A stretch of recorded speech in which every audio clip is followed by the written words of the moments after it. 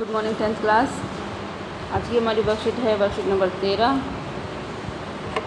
Date 5 अगस्त है।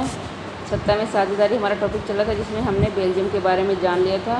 आज हम जानते हैं श्रीलंका के बारे में। एक द्वीपीय देश है, आप सबने देखा है भारत के मैप में जो सबसे नीचे जो दिखाया जाता है वो श्रीलंका है। द्वीपीय देश है, समुद्र है चारों तरफ, जो भारत के दक्षिणी तट से कुछ किलोमीटर की दूरी पर स्थित है। इसकी आबादी करीब 2 करोड़ है। दक्षिण एशिया के अन्य देशों की तरह श्रीलंका की आबादी में भी कई जातीय समूह के लोग हैं। यहाँ पर भी अलग अलग जातियों के लोग पाए जाते हैं। ये श्रीलंका का मैप दे रखा है। यहाँ पर कितने कौन कौन से लोग पाए जाते हैं? सिंहलई, तमिल, श्रीलंका के तमिल लोग, इंडिया के तमिल लोग और मुस्लिम। जो सिंहली हैं वो 74% हैं। जो श्रीलंका के तमिल हैं वो 11.1% हैं। इंडिया के जो तमिल हैं वो 1.2% हैं और जो मुस्लिम है वो 9.3% हैं। ये वहाँ का जनसंख्या का वितरण दिया गया है। ये आपको अपनी कॉपी में भी बना लेना। 1948 में श्रीलंका स्वतंत्र राष्ट्र बना। कब स्वतंत्र हुआ? 1948 में। सिंहली समुदाय के नेताओं ने अपनी बहुसंख्या के बल पर शासन पर प्रभुत्व जमाना चाहा। जो सिंहली लोग तो ज़्यादा थे, तो उन्होंने सोचा कि हम संख्या में ज़्यादा हैं तो हमारा शासन होना चाहिए। इस वजह से लोकतांत्रिक रूप से निर्वाचित सरकार ने सिंहली समुदाय की प्रभुत्व कायम करने के लिए अपनी बहुसंख्यक परिस्थिति के तहत कई कदम उठाए। तो बहुमत से ये लोग आए, क्योंकि इनकी संख्या ज़्यादा थी, उनकी सरकार चुनी गई, तो उन्होंने क्या क्या कदम उठाए अपने आप को सर्वश्रेष्ठ साबित करने के लिए। 1956 के कानून पर उठाए गए कदम हैं। सिंहली को एकमात्र राजभाषा घोषित कर दिया गया और इस प्रकार तमिल भाषा की उपेक्षा की गई।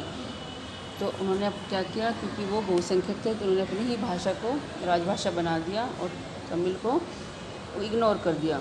बौद्ध धर्म को राज्य का संरक्षण मिल गया, क्योंकि सिंहली लोगों का धर्म बौद्ध धर्म था, तो उनको उसी को राज्य का धर्म बना दिया गया।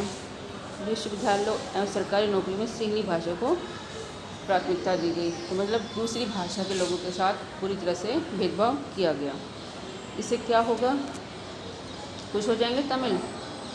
नहीं होंगे। अगर ऐसा किया जाता है तो लोग खुश नहीं होंगे। जिससे परिणाम क्या हुआ?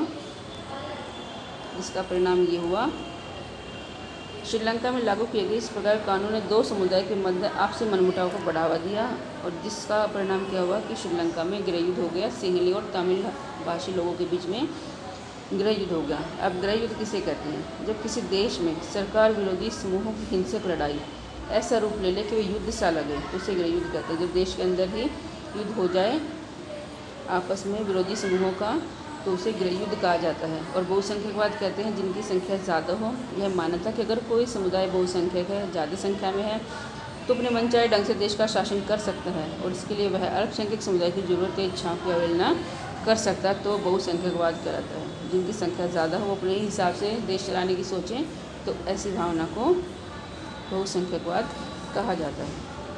अब क्वेश्चन देख लेते हैं, बहुत ही आसान और बहुत ही महत्वपूर्ण है। 2 ही देशों के बारे में, बेल्जियम और श्रीलंका। बेल्जियम में भी सेम सिचुएशन थी, डच और फ्रेंच भाषी लोग रहते थे और उन लोगों ने समझदारी से दोनों ही धर्मों के लोगों को हिस्सेदार बना दिया सत्ता में।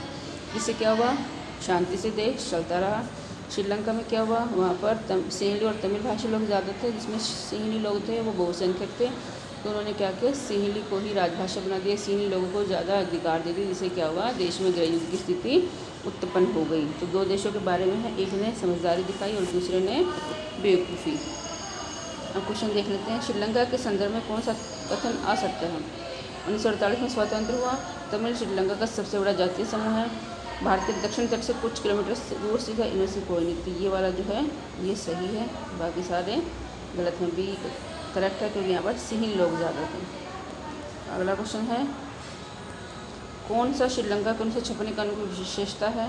बौद्ध धर्म को राज्य का संरक्षण दिया, ये भी किया गया। सिंहली लोगों को प्राथमिकता दी गई, सिंहली को राजभाषा घोषित किया गया उपरोक्त से भी। तो ये वाला डी हमारा सही है, इसका बी सही, इसका डी सही। तो ठीक है, आज की वर्कशीट में इतना ही कर लेना और थोड़ा सा बुक भी रीडिंग कर लेना ताकि वो अच्छी समझ में आ जाए।